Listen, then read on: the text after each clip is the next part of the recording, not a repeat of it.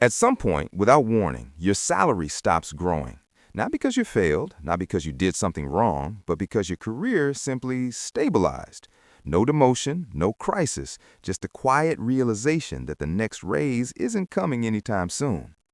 What makes this moment dangerous isn't the number on your paycheck, it's what keeps moving after the number freezes. Rent doesn't pause, groceries don't slow down.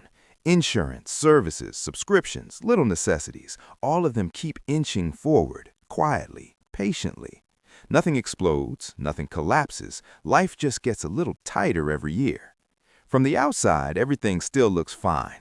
You're working, you're responsible, you're not struggling in any dramatic way, but internally, something shifts. You start noticing that comfort now requires more effort than it used to, that saving feels slower, even though your habits didn't change, that small decisions carry more weight than they did before. This is the moment most people misread. They assume they need to push harder, earn more, hustle, upgrade something. They don't realize the real problem isn't falling behind, it's standing still while costs keep walking forward. And standing still feels invisible. There's no alarm, no failure to point at, just the quiet sense that your financial life is working harder to stay in the same place. If this feels familiar, stay with me, because what comes next isn't about motivation, budgeting, or making more money. It's about understanding what happens when income plateaus but commitments don't, and why so many people feel stuck without ever knowing when it started. At first, nothing seems different. The month still starts the same way it always did. The paycheck lands, the bills line up, life moves forward on autopilot. But slowly, almost imperceptibly, the margins begin to thin. The rent renewal comes in a little higher. The grocery receipt stretches a few dollars further. Insurance adjusts due to market conditions. Services quietly update their prices, one email at a time. None of these changes feel big enough to panic over. They're small, reasonable, easy to ignore. That's what makes them dangerous. You don't feel poorer. You just feel less relaxed. You double-check your balance more often. You hesitate before spending on things that used to feel normal. You tell yourself you're being responsible. What's actually happening is simpler and harsher. Your salary stopped moving, but your fixed costs didn't. So every month, the same income is being asked to cover slightly more ground. You don't notice it in a single paycheck. You notice it across time, across decisions, across the quiet disappearance of breathing room. This is why people say, I make the same money, but it doesn't feel like it anymore. Because money doesn't lose value all at once, it erodes. And erosion doesn't announce itself. It just leaves you doing more work to stay in the same place. By the time most people realize something is wrong, they don't feel broke. They feel tired, and they can't explain why.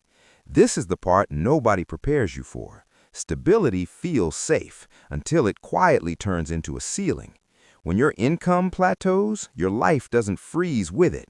Commitments keep stacking, responsibilities keep expanding, expectations keep rising, and because nothing is technically wrong, you adapt instead of questioning. You stretch the same paycheck a little thinner. You accept less margin as normal. You postpone goals instead of redesigning the structure. The trap isn't low income. The trap is fixed income paired with flexible costs. Every new obligation assumes your future self will figure it out. Every small increase assumes you'll adjust, and you do, until adjustment becomes your full-time strategy. This is why so many capable, responsible people feel stuck in place. They're not failing, they're maintaining. Maintenance looks productive, it feels adult, but maintenance doesn't build momentum. When income stops growing, the system quietly shifts control away from you. Decisions get made in advance. Flexibility disappears first. Options disappear next. And because it happens slowly, most people don't see a problem to solve. They see a lifestyle to endure. If you've ever thought, I'm doing everything right, so why does this feel harder every year? You're not imagining it. What comes next is the moment where this pattern either locks in permanently or finally becomes visible enough to change. There's a specific moment when this stops being just a feeling and starts becoming visible. Not dramatic, not explosive, just unmistakable. It happens when you look at your numbers and realize that nothing is wrong, yet nothing is improving either. The salary is the same, the effort is the same, the discipline is still there, but the leftover at the end of the month is smaller than it used to be. Not gone, just thinner. You haven't added luxury, you haven't made reckless choices, you've simply continued living while prices kept adjusting upward without asking permission. At this point, most people make a critical mistake. They assume the solution must come from effort alone. Work harder, be more disciplined, wait for the next raise. What they miss is this: effort can't compensate for a structure that's quietly leaking value every month. When income stalls and costs keep creeping, the math changes, even if behavior doesn't. And the danger isn't collapse, the danger is normalization. You normalize having less margin. You normalize postponing plans. You normalize the feeling that stability now requires constant attention. That's when stability quietly turns into fragility, not because everything is about to break, but because everything depends on nothing going wrong. And once your financial life requires perfect conditions to function, you're no longer stable, you're balanced on timing. This is the moment where the path splits. Most people don't see it, they step forward anyway. From here on, two people with the same salary begin living very different financial lives, and neither of them notices the divergence at first. Both earn the same amount, both work similar hours, both feel responsible and realistic about money. The difference is not ambition, it's not intelligence, it's not luck. It's how much of the future is already committed before the month begins. One path keeps everything reasonable, a place that's slightly more expensive but feels deserved, a car payment that fits the monthly number, subscriptions and services that seem harmless on their own. Each decision makes sense. Together, they lock most of the income in advance. The other path makes quieter choices, not extreme, not impressive, just fewer long-term commitments competing for the same paycheck. Month to month, the difference feels small, a few $100s, a little more room. But over time, that gap compounds into something structural. One person needs every month to go perfectly. The other can absorb delays, surprises, and mistakes without panic. One negotiates life from pressure. The other negotiates from margin. This isn't about sacrifice, it's about optionality. And optionality doesn't show up as success at first. It shows up as fewer forced decisions, less urgency, more time to think. Both lives look normal from the outside. That's why this pattern traps so many people. By the time the difference becomes obvious, it's no longer about habits, it's about the structure that's been quietly deciding outcomes the entire time. This is usually where confusion turns into quiet frustration. You're doing what you're supposed to do. You're careful. You're attentive. You're not careless with money. And yet, the effort starts feeling heavier every month. You track expenses more closely. You hesitate before spending. You delay purchases that used to feel normal. But the relief never lasts. The problem isn't that effort doesn't work. It's that effort has limits. When most of your income is already committed before the month begins, discipline becomes maintenance, not progress. You're not moving forward, you're holding things together. This is why so many responsible people feel tired instead of empowered. They're constantly adjusting, optimizing, recalculating, but never escaping the underlying pressure. And over time, something subtle changes. You stop asking, "How can I improve this?" and start asking, "How do I avoid messing this up?" That shift matters more than it seems, because once your financial life is built around avoiding mistakes instead of creating options, fear quietly replaces intention. Not panic, just caution. You stay where you are longer than you want. You postpone changes that could help. You choose stability even if it's fragile, because the cost of disruption feels too high. This is how people don't fall behind dramatically. They just stop moving forward quietly. And unless something structural changes, effort alone can only keep you in place, never ahead. At this stage, most people make a very reasonable mistake. They assume the solution must be incremental, a little more discipline, a little more patience, a slightly better budget. But incremental fixes can't solve structural pressure. If your financial system depends on everything going right, no unexpected bills, no delays, no surprises, then it's not resilient, it's fragile. And fragility doesn't announce itself loudly, it waits. This is why advice like "just try harder" feels insulting to people who are already trying. They're not ignoring the math, they're trapped inside it. The real issue isn't spending, it isn't motivation, it isn't willpower. It's that too many decisions about your future were locked in long ago. Rent, payments, commitments, and now your paycheck arrives already exhausted.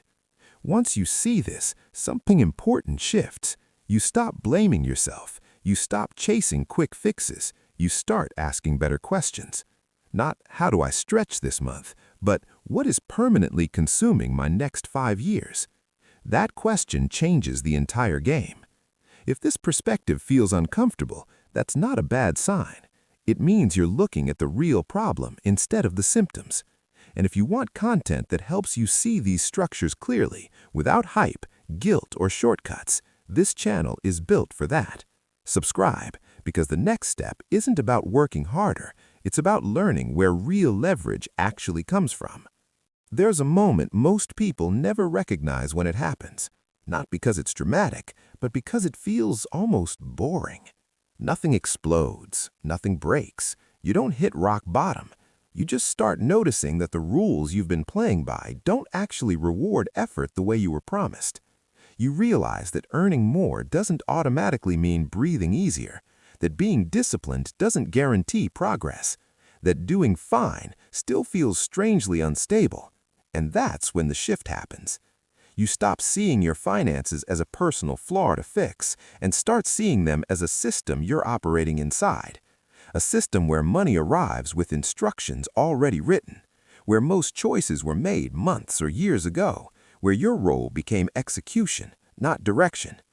This isn't a motivational realization, it's a structural one. Because once you understand that the problem isn't how hard you're trying, it's how little flexibility the system allows, you stop asking how to optimize behavior and start questioning commitments. Not in a dramatic, burn-it-all-down way, but in a quiet, unsettling way. What if the goal isn't to squeeze more performance out of yourself, but to stop living inside a structure that punishes stability? That question doesn't give instant answers, but it changes the direction of every decision that comes after it. And from this point forward, money stops being about survival. It becomes about design. When control starts to return, it doesn't feel like success at first. It feels like quiet. The absence of urgency, the absence of constant recalculation, the absence of that background tension you didn't even realize you were carrying. You don't suddenly feel rich, you feel less exposed. A surprise bill doesn't hijack the entire month, a delay doesn't create panic, a bad week doesn't spiral into long-term damage, and that changes how you move.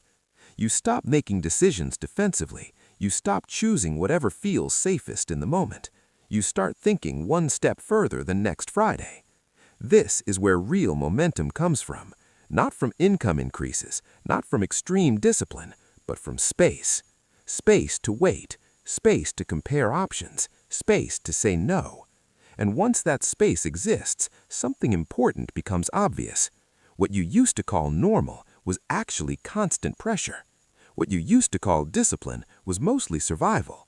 What you used to call being realistic was often just fear disguised as responsibility. This is why people who change their structure don't talk much about it. From the outside, nothing looks impressive, but internally, everything works differently. They're not faster, they're not smarter, they're just no longer trapped inside decisions made long ago.